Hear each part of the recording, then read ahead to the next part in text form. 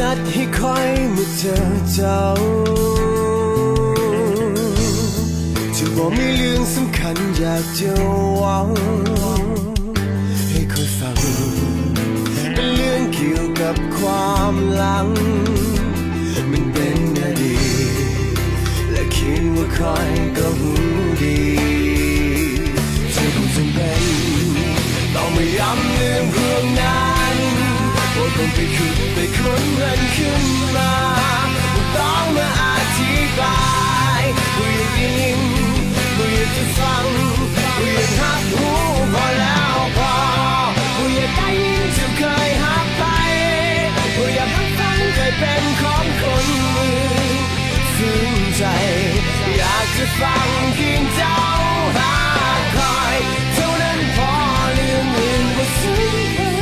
ที่จะเคยรักใครก็สร้างเลยและจงฟังคือจะหักทุกอย่างที่เป็นเจ้า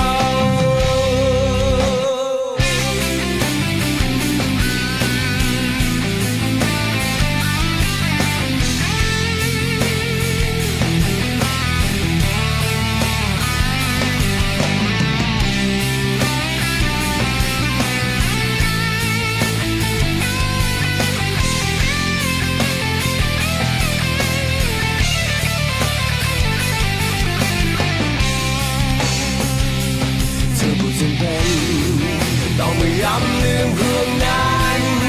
ว่าต้องไปขุดไปค้นมันขึ้นมาว่าต้องมาอธิบายว่าอยากได้ยินว่าอยากจะฟังว่าอยากหักหูพอแล้วพอ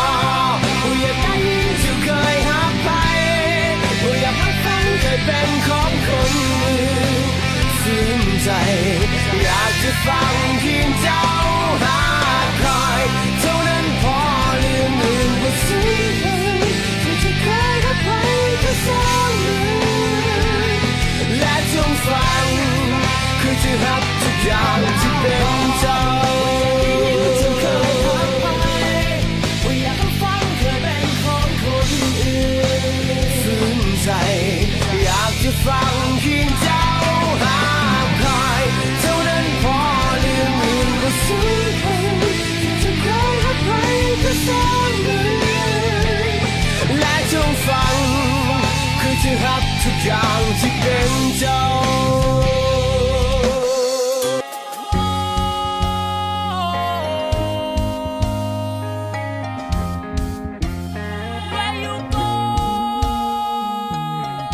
คอยก็หูว่าเจ้านั้นเสียใจ